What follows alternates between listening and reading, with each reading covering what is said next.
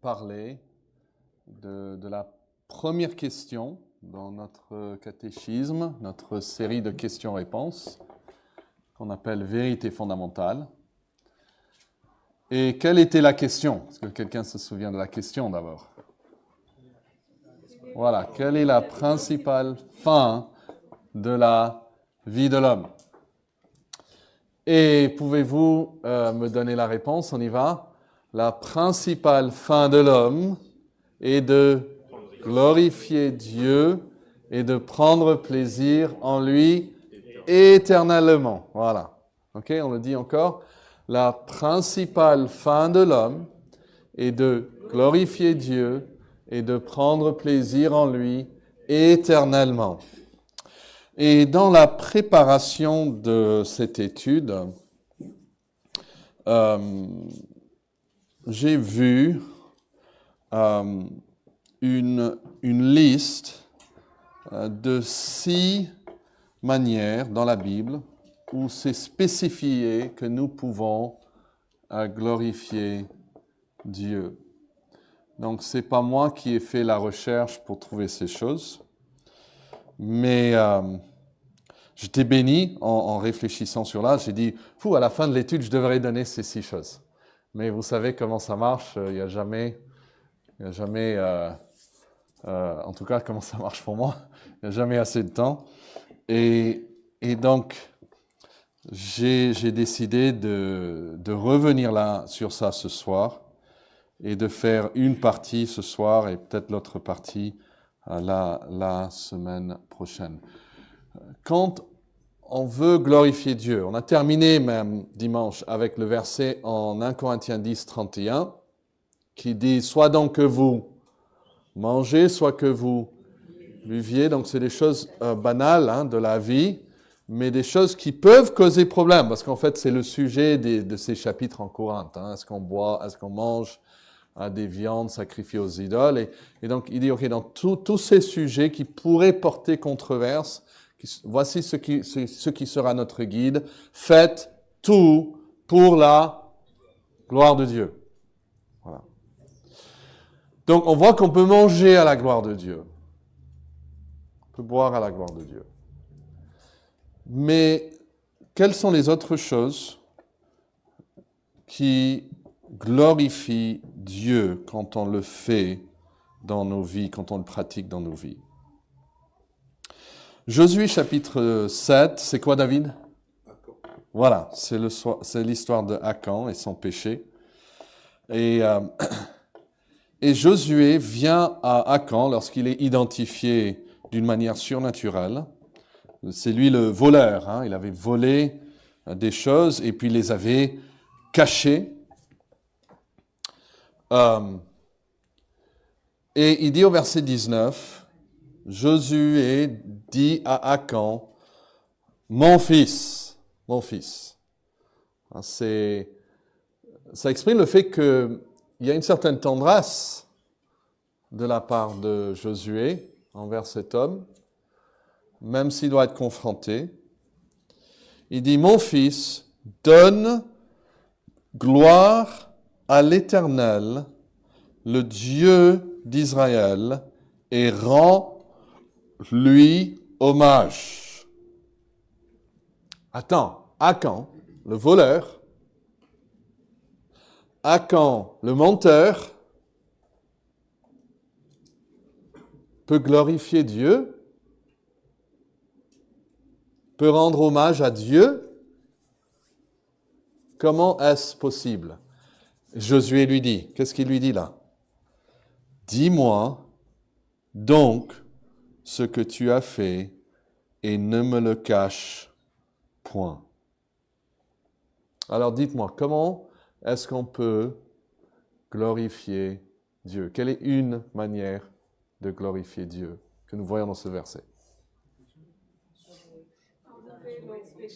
Pardon, tu dis quoi? Ok. Exactement, confesser nos péchés. Moi, j'ai mis comme ça, je glorifie Dieu en confessant sincèrement, parce qu'il dit ne me cache point, sincèrement mon mon péché. Et je vais prendre un peu de temps avec cela ce soir parce que ça mérite notre réflexion.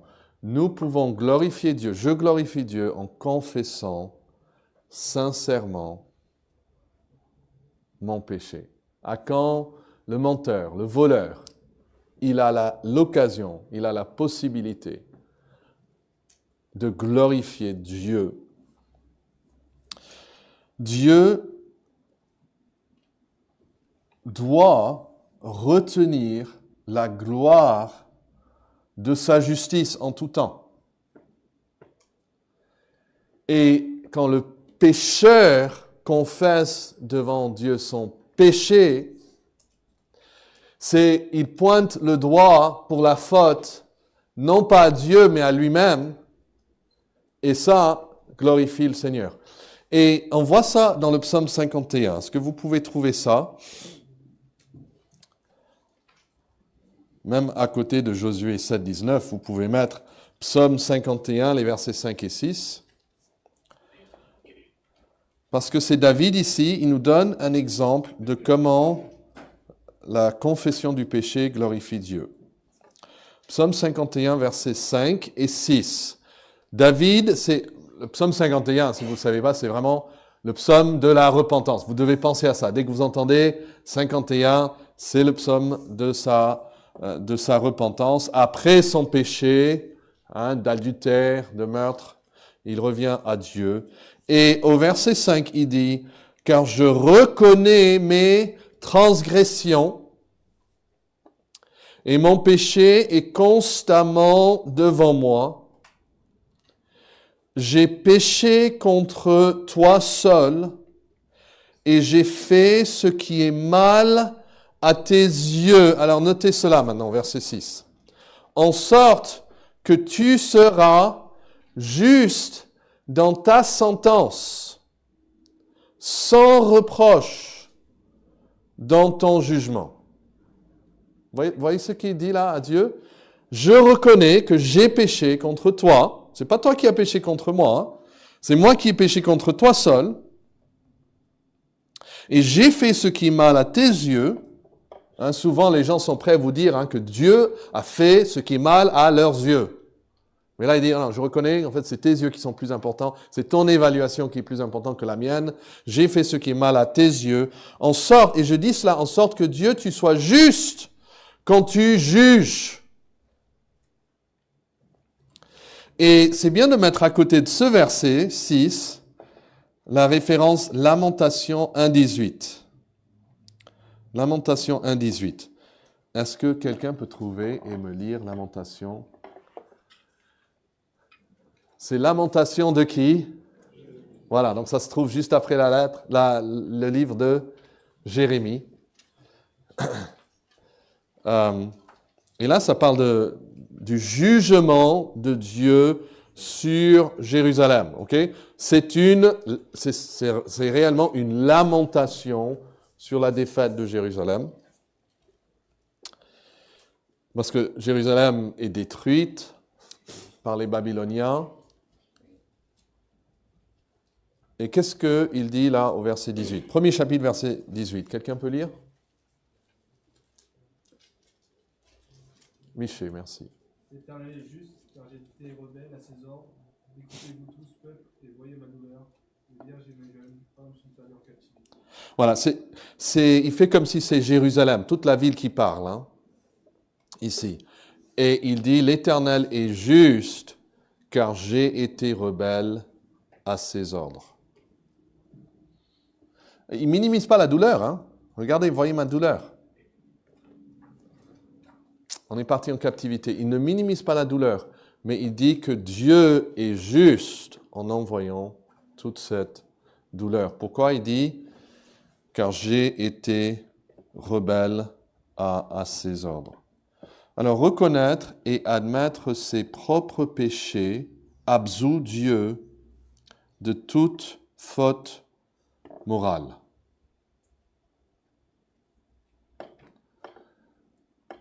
Parfois, on entend la phrase « Qu'est-ce que j'ai fait pour mériter ça ?» Et là, il est en train de dire, non, je l'ai mérité. Et Dieu est justifié lorsque j'assume ma propre responsabilité. Et donc, si on le détourne, si on le met à l'envers, me justifier moi-même, ce qui est la tendance naturelle de tout être, me justifier moi-même, c'est me déclarer juste, ça revient donc à condamner Dieu. Je ne peux pas me justifier et le justifier en même temps. Et ça, c'est important sur le plan personnel, comme dans le psaume 51, que sur le plan national, comme on le voit dans Lamentation chapitre 1. Et pour revenir donc au psaume 51, je vais vous lire en Darby, il dit « Afin que tu sois justifié quand tu parles, trouvé pur quand tu juges. » En fait, lui, il veut justifier Dieu, pas lui-même. Nous, on veut se justifier. David, même dans son péché, il dit « Ok, il est roi, il ne sait pas ce que Dieu va lui faire, toutes les conséquences. Il sait quelques-unes, Dieu lui a annoncé en fait, qu'il aura du trouble dans sa maison, etc. Et il dit, moi je veux que Dieu, quand les gens voient ce que tu me fais, je veux que tu sois juste, je veux te justifier. » La Bible annotée dit, afin que tu sois reconnu juste quand tu parleras, que tu sois reconnu pur quand tu jugera. Donc, vous voyez, David souhaite que Dieu soit reconnu absolument juste, même lorsqu'il amène le jugement dans la vie de David. Donc, il désire que Dieu soit reconnu comme parfaitement pur et juste, en se condamnant lui-même. Alors, combien de personnes connaissez-vous qui parlent comme ça? Est-ce que vous avez entendu un témoignage comme cela? Tout ce que Dieu a dit à propos de mon péché, de ma culpabilité, de ma totale absence d'excuses, du fait que je mérite l'enfer pour l'éternité, je veux que tu saches, je veux que vous sachiez que Dieu a absolument raison de me juger. Je mérite un enfer plus terrible encore que celui de Sodome. Ne pense surtout pas que Dieu est trop exigeante ou trop strict envers moi en jugeant mon péché. Au contraire, il serait injuste s'il ne me jugeait pas. Est-ce que vous avez entendu un témoignage comme ça? Mais dans un sens, tout chrétien le dit. Il doit confesser ses péchés. Il doit dire, en fait, pour me sauver, Jésus-Christ a dû mourir. C'était si grave que ça. Et je crois que c'est la marque de repentance authentique qui mène au salut.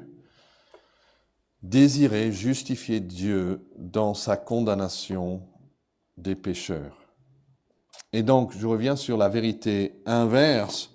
Se justifier soi-même revient à condamner Dieu. On ne peut pas se justifier sans, dans le même mouvement, condamner Dieu.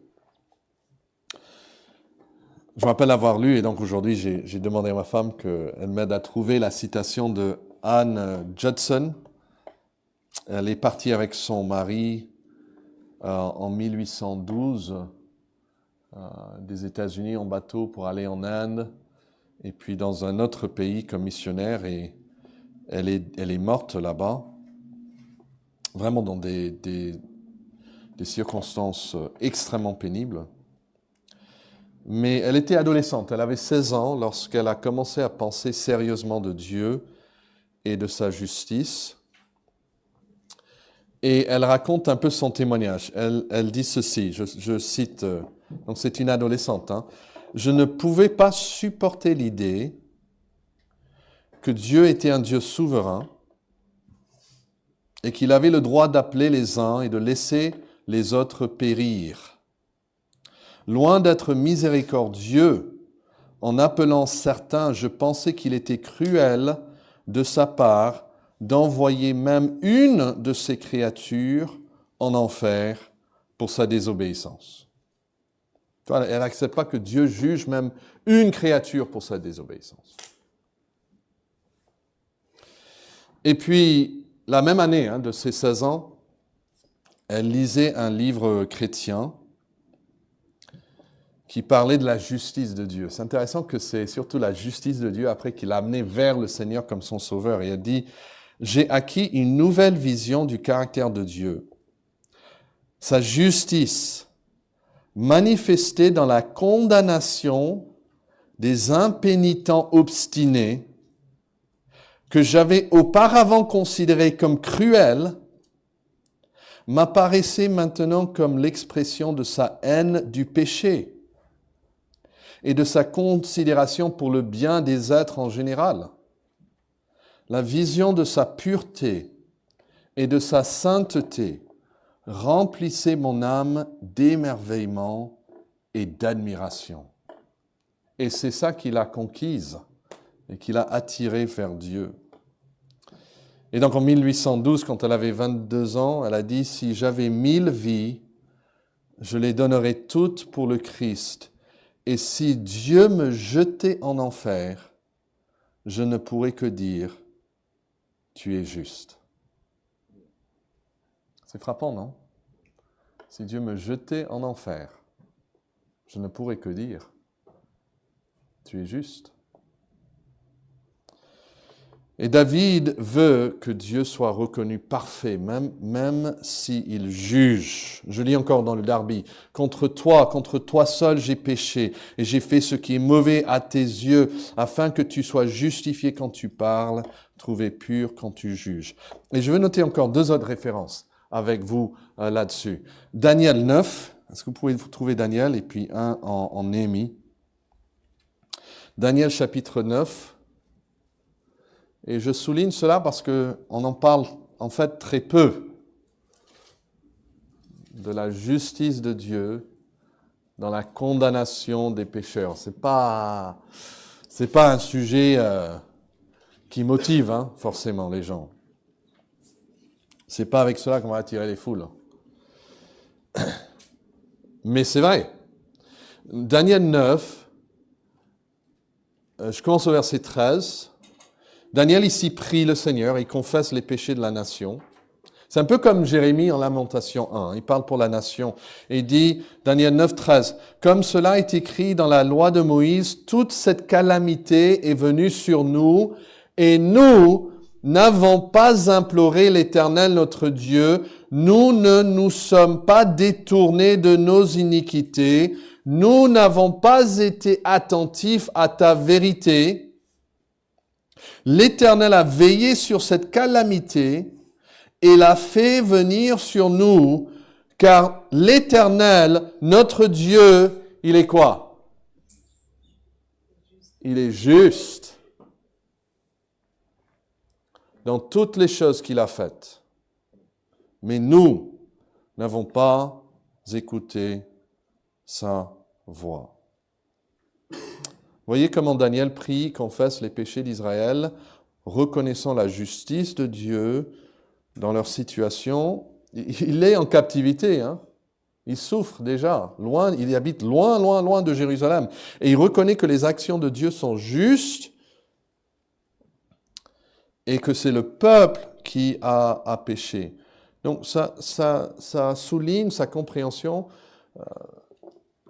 de la justice immuable de Dieu en contraste avec l'infidélité d'Israël. Et c'est ainsi qu'il glorifie Dieu. Il glorifie Dieu. La plupart des gens, quand ils utilisent le nom de Dieu, c'est dans quel contexte? Pour l'accuser, Où ils se font mal. Et je me rappelle mon frère une fois, il faut le connaître, c'est spécial mon frère, mais il était avec des jeunes et il s'est heurté l'orteil, là il s'est fait très mal, il a dit « Allah, Allah !» Il commençait à crier « Allah !» Et bien sûr les jeunes lui ont regardé comme ça. Et il voulait prendre le nom d'Allah en vain, je crois, devant eux. Mais la plupart des gens, quand ils parlent de leur Dieu, c'est quand les choses vont mal. C'est comme une accusation à Dieu. Et là, ça ne glorifie pas Dieu. Ça, c'est prendre son nom en vain. Mais on glorifie Dieu lorsqu'on le déclare juste, même quand il nous juge. Alors, on a vu Daniel 9, trouvons maintenant Néhémie 9. Alors, il faut aller... Pour Daniel, il faut reculer ou il faut avancer dans vos Bibles? Il faut reculer. Et dans le temps, est-ce qu'on recule ou on avance? Néhémie vient avant ou après Daniel? J'ai entendu les deux. Après, oui, il vient après. Pas longtemps après, hein, mais il vient après Daniel. C'est parce que Daniel est mis avec les livres... Quel livre? Il est mis avec les livres prophétiques, même s'il y a de l'histoire en Daniel. Et Néhémie est mis avec les livres historiques. Et dans nos Bibles, on a tous les livres historiques ensemble, et puis on a des livres poétiques, et puis on a des livres prophétiques. Donc ici, en Néhémie 9, il y a une prière collective qui prononce. Et dans une large mesure, c'est une rétrospective de l'histoire d'Israël. C'est-à-dire, il regarde en arrière, et cette prière met en évidence les cycles répétés qu'on voit en Juge, de déclin dans lequel le peuple est tombé, et puis les interventions de Dieu pour les ramener à lui. Et si vous lisez les commentateurs, ils vont dire que le cœur de cette confession se trouve en Néhémie 9, verset 33. C'est vraiment le verset 33 qui est un peu le cœur de toute la prière. Qui peut lire le verset 33?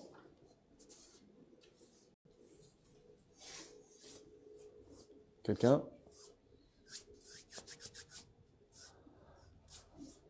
Viviane, merci. Oh. Oui, vas-y, Elisabeth. Tu as été juste dans tout ce qui nous est arrivé, car tu t'es montré fidèle et nous avons fait le mal. Voilà. Vous voyez ce contraste?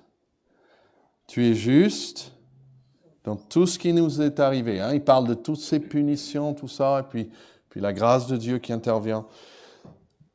Et tu t'es montré fidèle, et c'est nous qui avons fait le mal. Vous savez, je n'ai pas besoin de vous le dire, mais vous savez que la plupart des personnes, ils vont vous dire, moi j'ai fait de mon mieux, je ne suis pas parfait, j'ai fait de mon mieux, je ne suis pas si mal que ça. Ils vont parler de leur fidélité, et puis ils vont accuser Dieu. Et encore, qui est-ce qui glorifie quand ils font ça? Ils finissent par glorifier eux-mêmes. Néhémie, Daniel, David, Josué nous montrent tous que pour glorifier Dieu, il faut confesser notre péché et confesser sa justice et sa fidélité. Et donc ici, le peuple d'Israël, ils sont conduits par les Lévites dans cette prière. Ils reconnaissent hein, tout le peuple, la justice, la fidélité de Dieu. Et en même temps, ils confessent que leurs souffrances sont le résultat de leur propre désobéissance et non d'une quelconque injustice de la part de Dieu. Donc, chaque jour, je peux glorifier Dieu. Je peux magnifier sa fidélité, sa véracité, sa vérité, même sa compassion, sa fidélité, sa grâce, en étant complètement ouvert et honnête, pour ainsi dire, nu devant lui. C'est un peu comme ça qu'on se sente. On vient devant Dieu. Nu, tel que je suis, comme dit le chant. Et dans ma confession du péché, j'admets que c'est à moi la faute, que je ne mérite pas la moindre bonté. Et que même, est-ce que vous pouvez capter ça? Même lorsque je suis traité injustement, donc dans un sens, c'est une injustice, mais même lorsque je suis traité injustement par quelqu'un d'autre, je mérite d'être traité injustement à cause de ma faute contre Dieu. Donc je ne dis pas que c'est juste ce qu'ils font. Hein, c'est injuste, et je peux le dire. Je peux même réclamer la justice. Mais je dois réaliser qu'en même temps, je ne mérite pas que tout le monde me traite justement et me reconnaisse à ma valeur telle que moi j'estime être ma valeur. Jésus a été maltraité. Jésus a été mal compris. Lorsqu'il a passé toute sa vie sur la terre, qui a vraiment connu la juste valeur de Christ et l'a apprécié pour ce qu'il était réellement? Et moi, je pense que moi, je mérite cela. Qui a aimé Jésus comme il le méritait?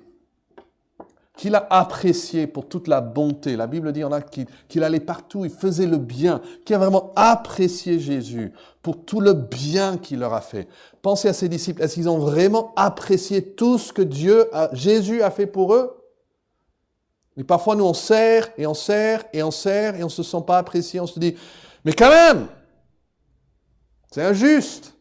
Et peut-être c'est injuste. Mais est-ce que Jésus a connu mieux que ça? Non, je suis pécheur. Et je le glorifie quand je confesse que c'est moi le pécheur et pas lui. Mais voici, on ne va pas faire plus à cause du temps, mais voici la bonne nouvelle. Quand je confesse mes péchés, non seulement est-ce que je glorifie Dieu, parce que je l'absous de toute faute, mais la Bible dit qu'il demeure fidèle et juste. Pourquoi? Pour me pardonner et pour me purifier de toute iniquité.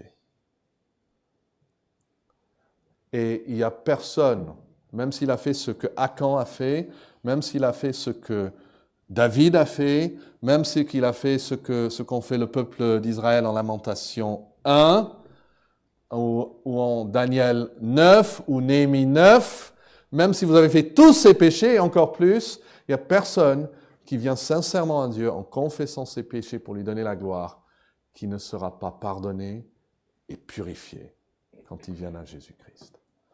Donc que Dieu nous aide à confesser régulièrement, tous les jours. Qui ici peut sincèrement se coucher le soir et dire « Seigneur, je suis heureux qu'aujourd'hui, je n'ai rien à confesser ». Non. Nous devons toujours confesser nos fautes à lui.